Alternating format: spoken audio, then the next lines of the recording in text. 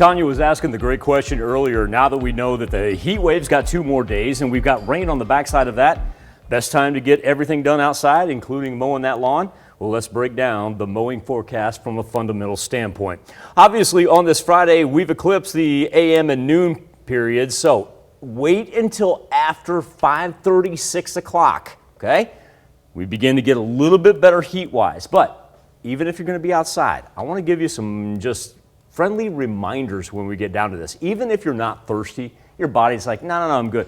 A whole lot of water, before you go out, take break. You get the front yard done, take a break, grab a bottle of water before you hit the backyard again. And then Saturday morning, that's going to be another time as well. Here's why. Saturday afternoon, quite frankly, too hot. Saturday evening, thunderstorms rolling in. Carries us into Sunday morning. Probably going to be too wet.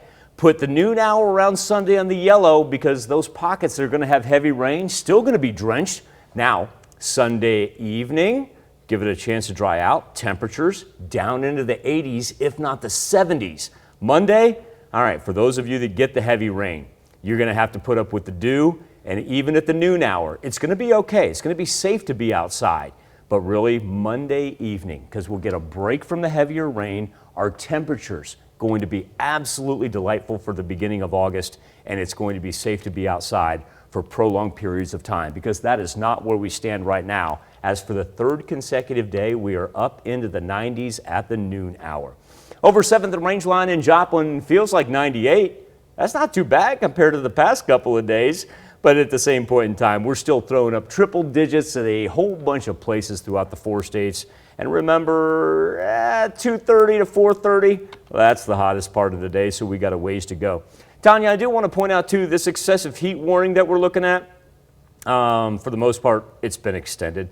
Just don't expect it to be any different on Saturday. If it's not an excessive heat warning in purple, it's going to be a heat advisory in the orange. So almost 6 1/2 dozen another, as we've seen all the warnings and advisories with the heat now stretched to the mid-Atlantic. It has just been a scorcher here this week, but the Skywatch Storm Tracker has left as void as any precipitation as everything hangs up to our north. Now, speaking of the north, see that big difference in color contour between Nebraska and South Dakota?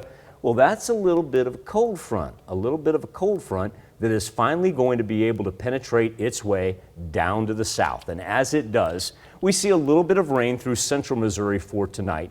Still a hot one on Saturday, but Saturday evening, here we go as it comes in from the north-northwest.